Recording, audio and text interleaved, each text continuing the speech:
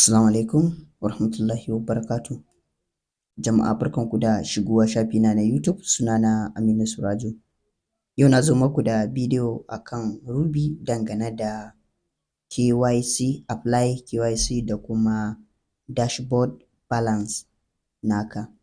Idan yau ne farin shigo ka wannan tasha, ina neman alfarma da ka daure ka danna min alamar subscribe. Idan kuma ka taɓa danna min alamar subscribe, to ina neman alfarma da ka daure ka danna min like.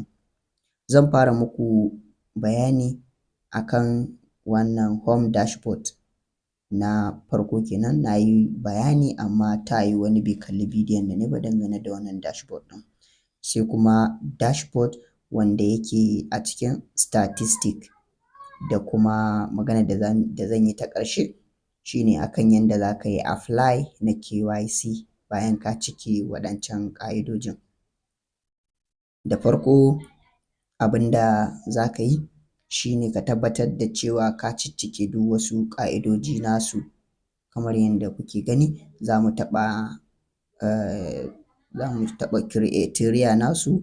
Idan muka shiga inda aka rubuta statistic ɗin nan kamar yadda kuke gani, za mu shiga statistic. Suna ɗan yawan sawo talla, in ɗan rage ko da sun sawo talle. Zan shiga statistic kamar yadda kuke gani.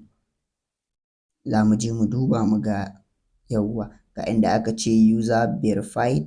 Za mu taɓa mu je mu ga, mu taɓa go mu je mu ga wane ƙa'idoji ne muka cike. Idan kuka kula suka ce complete ownership information, ya yi tick. Sai kuma exploit at least 30 Ruby, shi ma na samu, ya yi good. Sai receiving invitation from KYC 1.5, shi ma kamar yadda kuke gani shi ne muke ainihin jira.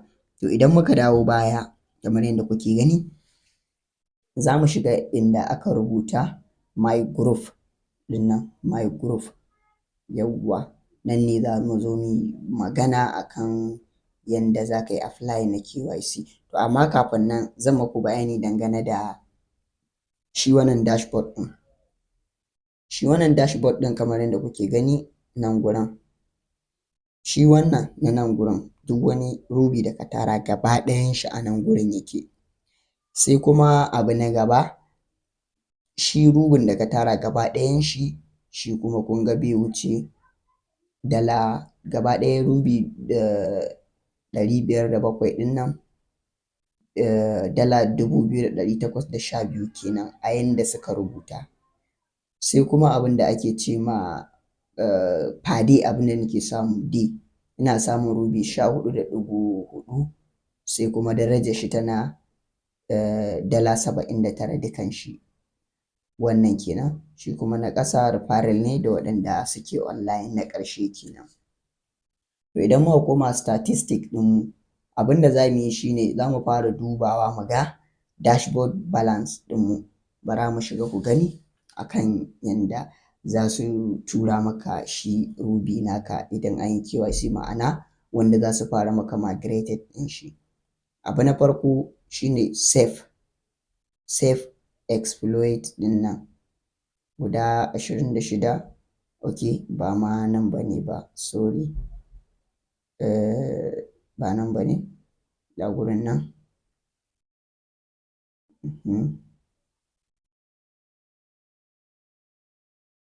Nan ma ba nan ba ne ba shi. Yawwa to nan gurin kamar yadda kuke gani, bara mu fara akan shi ainihin abin da ya shafi apply na KYC. Idan kuka shiga inda aka rubuta my group, za ka taɓa zai kawo ka nan gurin. Idan ya kawo ka nan gurin kamar yadda kuke gani, akwai mutanen da suke online, akwai waɗanda ba su online. To abin da za ka yi nan shine akwai wani guri inda 'yan layukan nan suke dogaye da gajeru.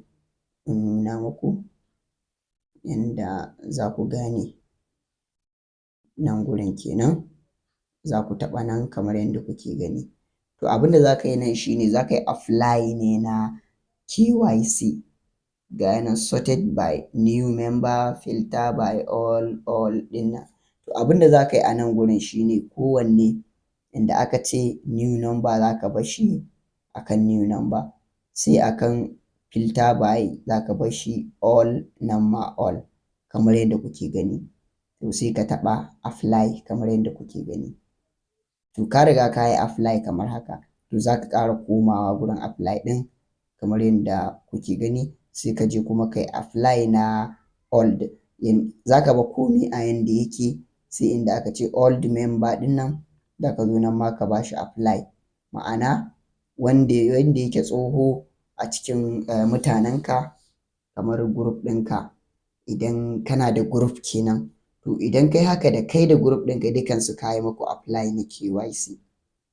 Ina fatan kun gane. Ga nan idan kuma akwai tsofaffi su ma ga nan za ka taɓa nan gurin kenan, nan kuma new member har waɗanda za su zo daga baya su ma ka riga kai masu apply, sai ka bar shi a nan old member sai ka ƙara yin apply. Yanzu kun ga mun riga mun yi apply na KYC namu gaba ɗaya. To yanzu sai mu dawo akan inda aka rubuta exploit ɗin nan za mu shiga. Bayan mun shiga exploit, kamar yadda kuke gani akwai inda aka ce unverified nan kenan, kamar yadda Pi network yake unverified coins ne naka wanda aka riga ba a yi verify nashi ba, amma ka riga ka yi mining ɗin shi, ba su riga sun tabbatar da shi ba. Verified kuma wanda aka riga aka yi verify nashi, ko da ka yi KYC za a iya ma migrating ɗin shi kamar yadda kuke gani. Sai kuma on chain, shi kuma on chain kamar bonus ne haka, ko kamar dai bonus da ka samu ne a nan on chain bonus, kamar bonus ɗin da ka ɗan samu shi kuma an riga an yi verify nashi, shi ma idan aka yi KYC za su iya su tura ma shi a wallet taka kamar yadda kuke gani. Wanda ke da tambaya akan Ruby zai iya zuwa yi min magana a Facebook, zai searching ɗin Aminu Technology. Technology ɗin ƙarshe haka ne, bara in nuna muku GI ne ba wai GY ba, GI. Kamar bari in sake rubuta muku gani, idan za ku yi searching haka za ku GI Technology, GI haka za ku rubuta a Facebook, za a ba ku account ɗina sai ku shiga ku yi min magana. Sannan idan ka je kada ka mance ka daure ka yi following ɗina idan baka taɓa yi ba, sannan ka daure ka danna min like. Mu haɗu a bidiyo na gaba.